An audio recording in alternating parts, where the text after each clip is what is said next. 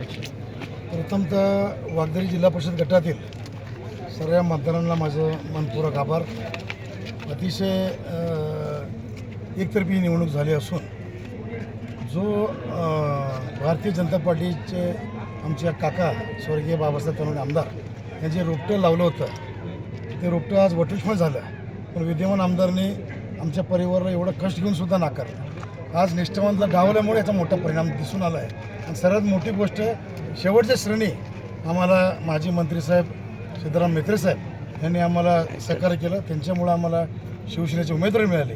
त्यांचाही मी निष्ठावंतला डावल्यामुळे याचा मोठा परिणाम आहे आणि म्हेत्रे साहेबांच्यामुळे हा विजय आम्ही अपेक्षित मिळाला आहे. फक्त आमचं वागदरी पंचायत समिती अगदी थोडक्यातच आमचं तिथं पराभव झाला आहे. कारण की तिथं काँग्रेसमुळे आणि अपक्षमुळे 700 मतं यांनी घेतल्यामुळे तिथं तिथल्या जिल्हा परिषद तिथल्याही पंचायत समिती लीड आहे. पण तिथं जे वर मला पडले ते मतदान खाली झालं नाही. अक्षरशः घोळसगावमध्ये मी 100 मतांनी पुढे, तिथला आमचं पंचायत समिती उमेदवार खाली आहे. असं 100-200 असं टोटल 700 फरक पडल्यामुळे तिथला त्यांचा निसरता विजय आम्हाला निसरता पराभव आमचा तिथं झाला आहे. आनंद मालक तुम आगे बढ़ो, हम तुम्हारे साथ हैं. नाही सर तुम्ही आणि हा विजय हुकुमशाही विरुद्ध लोकशाही. एक मिनिट पहिल्यांदा पूर्वीपासून होऊ द्या हुकुमशाही. हां, वागदरी जिल्हा परिषद गटात शिवसेनाचा झेंडा म्हेत्रे साहेब व आनंद मालक व पूर्ण तानवडे परिवार यांच्या नेतृत्वाखाली शिवसेनाचा झेंडा आपण फडकवलेला आहे.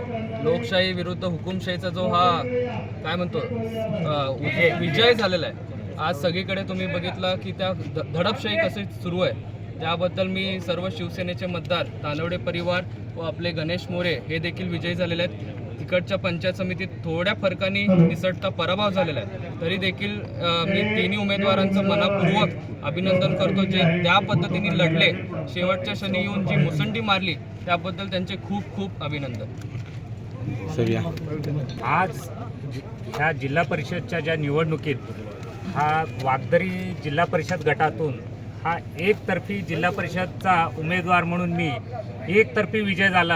ह्या सर्व कार्यकर्त्यांना वागदरीच्या मी नम्रपणे सगळ्यांना अभिवादन करून सगळ्यांना मी एकच सांगतो, हुकुमशाही आणि दंडलशाही विरोधात जे आपण सगळ्यांनी आवाज उठवलं त्यासाठी माझे हात बळकट केलात त्यासाठी सर्वांचं अभिनंदन.